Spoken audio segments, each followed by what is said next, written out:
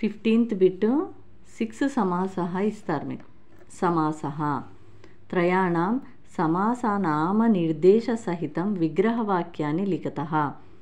సమాస నామ ఆ సమాసం పేరు రాయాలి, నిర్దేశ సహితం విగ్రహవాక్యాన్ని అక్కడ విగ్రహవాక్యం కూడా రాయాల్సి ఉంటుంది. లిఖతః రాయండి. 6 ఇస్తారు మీకు. సో 6 ఇచ్చినప్పుడు మీరు అటెంప్ట్ చేయాల్సిన ఆన్సర్ చేయాల్సిన 3 2 జా 6 ఒకదానికి 2 మార్క్స్ అనమాట. సో మీకు 6 ఇస్తారు, అందులో నుంచి 3 ఇవ్వాలి, అంటే ఆఫ్ చాయిస్ అనమాట. ఎనీ 3 రాస్తే సరిపోతుంది. సమాసహలోకి వెళ్తే 15th బిట్ ఇది మీకు. సమాసాహ 3 2 జా 6 నేను చెప్పాను కదా, 6 ఇస్తారు, మీరు రాయాల్సిన ఆన్సర్ చేయాల్సినవి మాత్రం 3 అని. సో ఈచ్ వన్కి 2 మార్క్స్, సో 6 మార్క్స్. మీకు సమాసాలు ఎన్ని ఉన్నాయంటే 1 2 3 4 5 6. అవ్యయీభావ సమాసః, తత్పురుష సమాసః, కర్మధారయ సమాసః, ద్విగు సమాసః, ద్వంద్వ సమాసః, బహువ్రీహి సమాసః. సో మీరు అటెంప్ట్ చేయాల్సినవి 3 కాబట్టి 6 అంటే 6 సమాసాల నుంచి ఇందులో నుంచి 1, ఇందులో నుంచి 1, ఇందులో నుంచి 1, ఈ 4th సమాసః నుంచి 1, 5th నుంచి 1, 6th నుంచి 1, ఇలా మొత్తం 6 సమాసః నుంచి 1 1 1 ఇస్తారు. సో మీరు ఎనీ 3 సమాసః చూస్ చేసుకొని రాస్తే సరిపోతుంది. లేదు ఒకటి ఎక్స్ట్రా రాస్తాం, ఎక్కడైనా మిస్టేక్ పోతే కూడా ఈజీగా మనకు మార్క్స్ స్కోర్ చేసుకోవచ్చు. ఒకటి ఎక్స్ట్రా రాస్తామన్నప్పుడు 4 రాయండి. తత్పురుష సమాసః అవసరం లేదు, చూడండి చాలా ఉంటాయి అందులో కాబట్టి 8 నేర్చుకోవాలి. సో తక్కువ ఉన్నాయి ఈజీ తీసి నేర్చుకోండి. ఒక సమాసహలో ఏవైనా తక్కువ ఉన్నాయి చూసి నేర్చుకోండి. సో నేను ఫస్ట్ 4th 5th 6th చెప్తాను, 4 నేర్చుకోండి సమాసహ.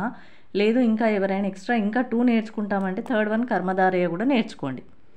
లేదు 3 పర్ఫెక్ట్ నేర్చుకొని 3 రాస్తాం మేము, ఇంకా అవసరం లేదు 3 పర్ఫెక్ట్ నేర్చుకుంటాం 3 రాస్తామన్న వాళ్ళు 4th 5th 6th సమాసహ నేర్చుకోండి. ఓకేనా? నేను 1 4 5 6 ఒకటి ఎక్స్ట్రా చెప్పి పెట్టేస్తా, ఇంకా మీ ఇష్టం. ఓకేనా? అవ్యయీభావ సమాసః, నిష్పాపం పాపానాం అభావః, అవ్యయీభావ సమాసః అని ఇక్కడ రాయాల్సి ఉంటుంది. ఓకేనా?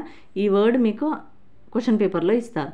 సో మీరు విగ్రహవాక్యం అంటే ఇది రాయాలి, సమాస నామ సమాసం పేరు అంటే ఇది ఇక్కడ రాయాల్సి ఉంటుంది.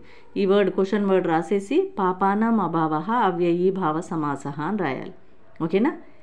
ఇప్పుడు ఇవన్నీ అవ్యయీభావ సమాసహాలు. యథాశక్తి శక్తిం అనతిక్రమ్య, ఉపలోచనం లోచనయోః సమీపే, ప్రతిదినం దినే దినే, అనుగండం గండయాః అను, అవ్యయీభావ సమాసః అని ఇక్కడ రాయాల్సి ఉంది. అప్పుడు కంప్లీట్ అయిపోయినట్టు. ఓకేనా? First one completed. నెక్స్ట్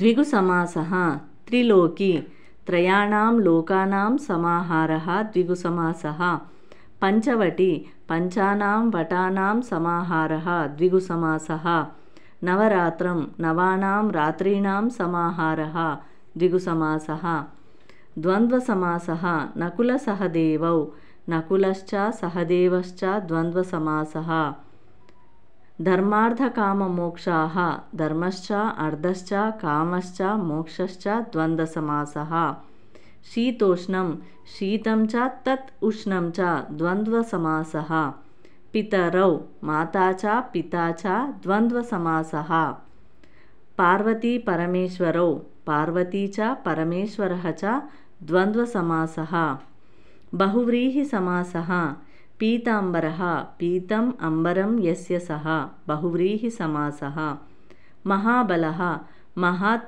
బలం యస్య సః బహువ్రీహి సమాసః, విశాలాక్షి విశాలే అక్షిణి యస్యాః సా బహువ్రీహి సమాసః, పీనాకపాణిః పీనాకం పాణౌ యస్య సః బహువ్రీహి సమాసః.